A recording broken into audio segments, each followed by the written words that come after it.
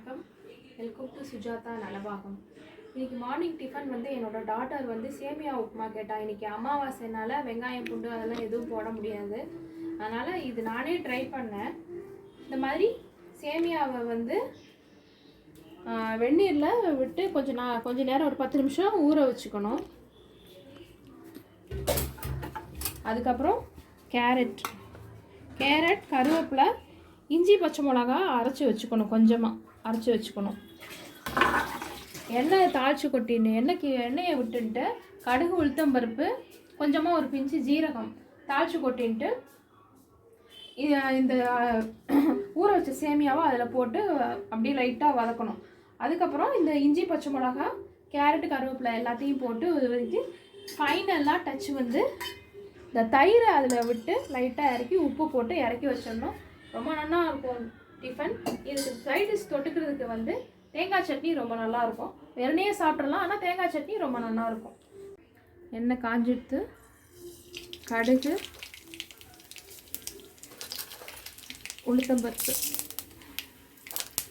ஒரு பிஞ்சு ஜீரகம், கருவேப்பிலை செவந்துன்றது. கடுகு நல்லா வெடிக்கிறது. இந்த டயத்தில் இந்த ஊற வச்ச சேமியாவை நல்லா தண்ணி இருத்துட்டு போட்டுடலாம்.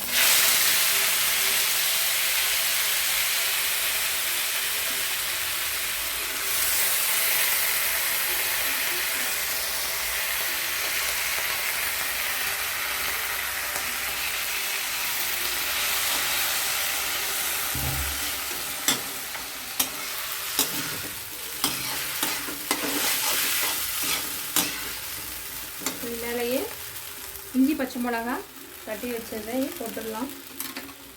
கேரட்,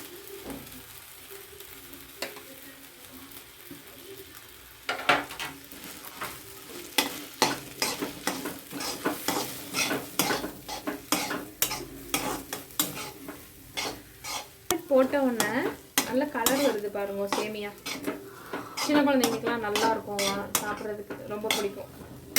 இந்த டயத்தில் தயிர் ஏன் நம்ம போடுறோம்னா, எப்பயுமே வந்து சேமியா உப்புமாவுக்கு தயிர் போட்டோம்னா ரொம்ப நல்லாயிருக்கும். அதோட டேஸ்ட்டை வந்து தூக்கி கொடுக்கும்.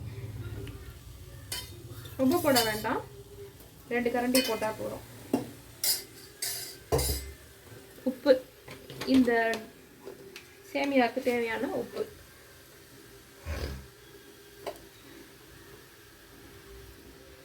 அவ்வளோதான்.